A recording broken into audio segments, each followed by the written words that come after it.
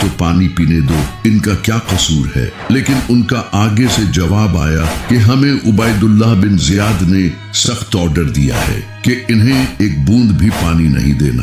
اگلے دن 8 محرم کو امام حسین علیہ السلام نے عمر بن سعد سے نیگوشیشنز کرنے کی کوشش کی، لیکن ان کی ایک ہی ڈیمانڈ تھی کہ یزید کی بیعت کرو، جو کہ امام حسین کبھی کرنے کو تیار نہیں تھے۔ پیاس کی وجہ سے دل کی دھڑکن تیزی سے بڑھ رہی تھی، خون گاڑھا ہونے کی وجہ سے باڈی کو پمپ کرنے میں مشکل ہو رہی تھی، برین فنکشنز کم ہو رہے تھے، اور یہ سب بچوں میں اور زیادہ ہو رہا تھا۔ 9 محرم کا دن آ چکا تھا اور اسی آزمائش میں 9 محرم کا دن بھی گزر گیا۔ امام حسین علیہ السلام نے ساری رات عبادت کی اور اپنے ساتھیوں سے کہا، تم اب جا سکتے ہو، دشمنوں کو صرف میری جان چاہیے، میں نہیں چاہتا کہ میری وجہ سے کسی کی جان جائے۔ اس کے بعد امام حسین نے چراغ بجھا دیا، اور جب تھوڑی دیر بعد چراغ جلایا تو ان کا ایک بھی ساتھی انہیں چھوڑ کر نہیں گیا۔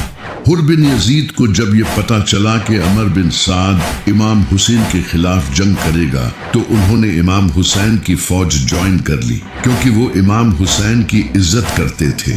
اس کے بعد 10 محرم کا سورج چڑھا۔ امام حسین علیہ السلام یزید کی فوج کے سامنے آئے اور کہا، اے لوگو، غور کرو کہ میں کون ہوں، کیا میں تمہارے نبی کا بیٹا نہیں ہوں؟ کیا تم مجھے صرف اس لیے قتل کرنا چاہتے ہو کہ میں نے یزید کی بیعت کرنے سے انکار کر دیا؟ لیکن دشمن خاموش رہے تو امام حسین نے اپنی فوج کو تیار کیا اور 3 حصوں میں ڈیوائیڈ کیا۔ ایک حصہ رائٹ میں تھا، ایک لیفٹ میں، اور ایک حصہ سینٹر میں تھا جسے حضرت عباس لیڈ کر رہے تھے، جبکہ یزید کی آرمی ان کے چاروں طرف تھی۔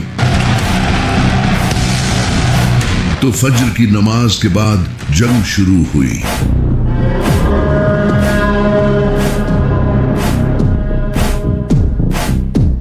امام حسین علیہ السلام کے کئی ساتھی ایک ایک کر کے شہید ہوتے رہے۔